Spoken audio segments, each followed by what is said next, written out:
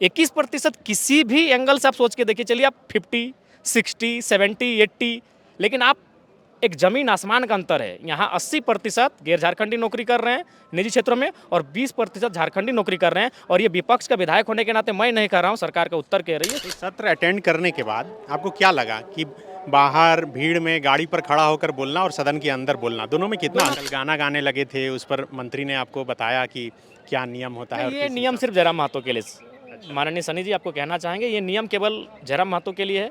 आप माननीय स्वास्थ्य मंत्री इरफान जी का जो बजटीय भाषण उसे पढ़िए, हमें लगता है 4 उन्होंने कव्वाली का प्रयोग किया है, जो कव्वाली टाइप के शायर हैं उनका उन्होंने प्रयोग किया है। हमें लगता है कि आप दर्जनों नहीं, हमें लगता है 2 दर्जन विधायकों ने शेर व शायरी का प्रयोग किया है। सारी के बारे में आप पूछ रहे थे। हाँ, हम बोल रहे थे कि उनको खिलाने से अच्छा है, चूँकि हेल्थ मिनिस्टर भी हैं और डॉक्टर भी हैं, तो खिलाड़ी को अगर चोट लगे, गिरेंगे ही, पक्का ही गिरेंगे, तो उनका इलाज करेंगे।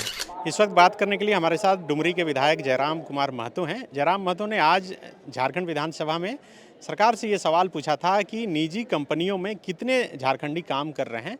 झारखंड सरकार का जो अपना नियम है कि 75% स्थानीय को नौकरी देना है। आपका सवाल यही था, क्या सवाल? बिल्कुल, मेरा यही सवाल था कि निजी क्षेत्रों में, जो कि सरकार का विधेयक भी था कि निजी क्षेत्रों में भी 75% आरक्षण झारखंडियों को दिया जाएगा। तो मैंने वही पूछा था कि बताने का कृपया करेंगे कि आपके पास कितने जो कंपनियां हैं वो निबंधित हैं और उनमें कितने आपके पेरोल पर कितने निबंधित श्रमिकों की संख्या है और उसमें झारखंड के कितने हैं। तो उसमें उनका उत्तर आया लगभग 7,000 के आसपास जो है वो निबंधित है कंपनियां, और उसमें 2,46,000 के आसपास जो है कुल कर्मी विगत 3 साल में 2022 से लेकर 2024 तक नामित हुए, जिनमें मात्र 53,000 के आसपास झारखंडी हैं। यानी अगर प्रतिशत में उसे तब्दील करें तो हमें लगता है 21%, जो कि मैंने शर्मनाक नहीं कह सकते हैं, यहाँ के राज्य के युवाओं के साथ एक क्रूर व्यवहार है नीति का। 21% किसी भी एंगल से आप सोच के देखिए, चलिए आप 50, 60, 70, 80, लेकिन आप एक जमीन आसमान का अंतर है। यहाँ 80% गैर झारखंडी नौकरी कर रहे हैं निजी क्षेत्रों में और 20% झारखंडी नौकरी कर रहे हैं। और ये विपक्ष का विधायक होने के नाते मैं नहीं कह रहा हूँ, सरकार का उत्तर कह रही है। सरकार का उत्तर मेरे हाथ में है और ये सवाल को मैंने 2 बार घुमा फिरा के पूछा था और दोनों बार इसका उत्तर आया है। दोनों बार सरकार का यही कहना है कि 20% ही झारखंडी लोग नौकरी कर रहे हैं। लेकिन इसके पीछे का एक तर्क ये भी है कि जब नियम बना उससे पहले नियुक्तियां हो गई थी, तो ऐसा तो नहीं कि जिनकी नियुक्ति होगी उनको हटा देना है। अब जो नई नियुक्ति होगी उसी आधार पर ना? नहीं, ये हमको लगता है कि अगर आप 2.5 लाख बहुत कम होता है, अगर निजी क्षेत्रों में आप बात करें 2.5 लाख बहुत कम होता है। इसका मतलब ये डेटा जो है, हाँ, एक सवाल ये नहीं हो पाएगा कि ये डेटा वो कब तक का दे रहे हैं, कि ये आप 2022 से पहले, जब आप जिस दिन आप नियमावली की बात की उससे पहले का डेटा है या 2022 से 24 के बीच का है। मुझे लगता है 2022 से 24 के बीच का ही डेटा होगा, क्योंकि 2.5 लाख बहुत कम आंकड़ा होता है निजी क्षेत्रों में। इस राज्य की जिसकी आबादी आज 3.5 करोड़ है, आपको लगता है कि 2.5 लाख ही लोग मैंने प्राइवेट सेक्टर में नौकरियां कर रहे होंगे? जी नहीं, हमें लगता है कई लाख लोग करते होंगे। तो मेरे हिसाब से ये सरकार का जो आंकड़ा है नीति के बाद, उस समय का यह डेटा है। क्या सरकार आपको ये बता पाई कि झारखंडी किस आधार पर अभी तय हो रहा है? चूँकि हमें लगता है कि सरकार संतुष्ट नहीं कर पाई। हमें लगता है इस राज्य के कोई भी युवा को इस सब्जेक्ट पे सरकार नहीं संतुष्ट कर पा रही है, क्योंकि अभी भी तय नहीं हुआ है कि झारखंडी कौन है। चलिए ठीक है, मान के चलिए अगर हम 1985 को ही मान लेते हैं कि अभी अगर आपके पास 32 नहीं है, 64 नहीं है, रघुवर सरकार के हम सब कुछ मान लेते हैं, तो उसके अनुसार भी तो आप 21% को दे रहे हैं। अगर आपके पास नीति नहीं भी है तो आप 1985 को मानते हैं, तो उसके आधार पर ही 21% झारखंडियों का इस नियोजन में होना, वो भी तो शर्मनाक है। ये तो दुर्भाग्यपूर्ण है। उस नीति के बाद भी तो आप 21% ही झारखंडी को रखे हैं, 80% आउटसाइडर है। अच्छा, अभी 2 दिन में सत्र खत्म हो जाएगा। आप पहली बार विधायक बने, चुन के आए और इतना लंबा सत्र चला, कैसा अनुभव रहा? जी, अनुभव ठीक ठाक रहा। अभी भी बहुत कुछ सीखना है और सीख ही रहे हैं, और हमें लगता है कि अभी और 1-2 सत्र लगेगा हमें सीखने में।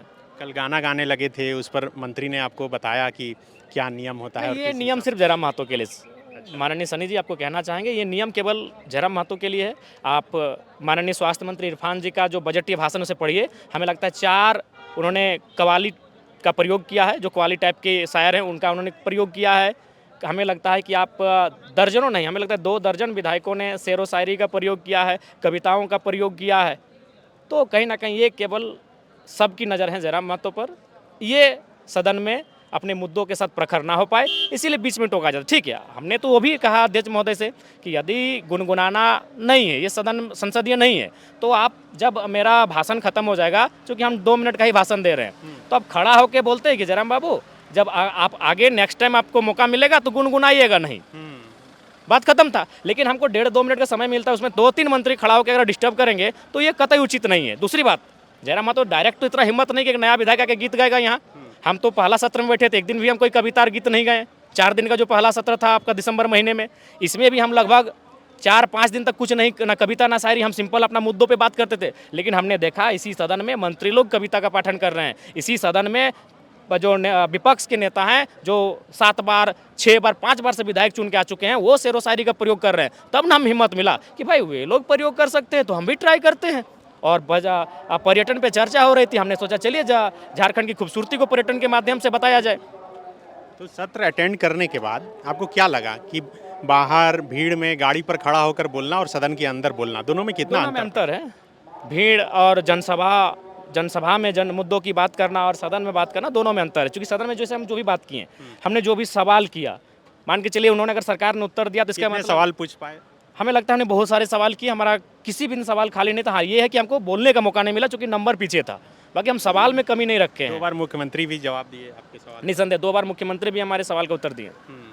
तो अभी और कुछ 2 दिन में होने वाला है? अभी तो क्रिकेट भी खेलने वाला है। हाँ, क्रिकेट कल होगा, स्पीकर 11 की ओर से हम खेल रहे हैं जी। और उधर से कौन कौन है?